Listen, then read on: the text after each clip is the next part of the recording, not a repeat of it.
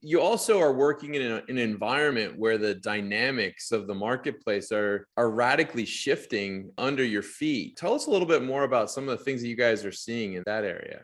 Oh, yeah. I mean, it's just crazy. When COVID hit, I guess the biggest impact of COVID for us is lack of labor portability, right? Hmm. What happens around the world is labor moves, right? So, when you're in China and you're building products on the coast of China, up and down the coast, because that's where the population is and that's where most of the factories are, the labor is moving from the inland provinces out to the coast. So that's where you're getting your lower cost labor from. And that labor movement during COVID was restricted.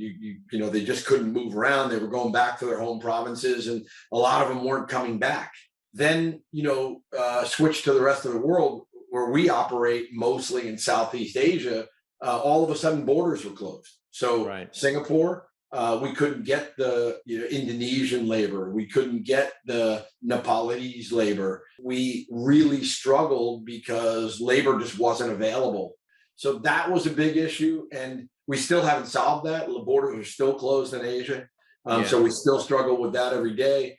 Rising raw material costs. I mean, aluminum ingot is at its highest point over the last, say 10 to 15 years. And it seems like it's continuing to go up. It's hard to get because there's not enough return. What we do in aluminum, a lot of it is based on recycle.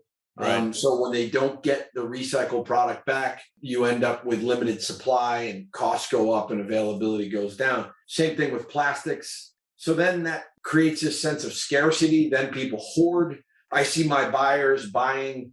I catch them buying 12 months of product in advance, and we end up with all these ballooning inventories. We have too much of one thing and not enough of another. So it's that becomes a real struggle. And then lastly, it's logistics and shipping.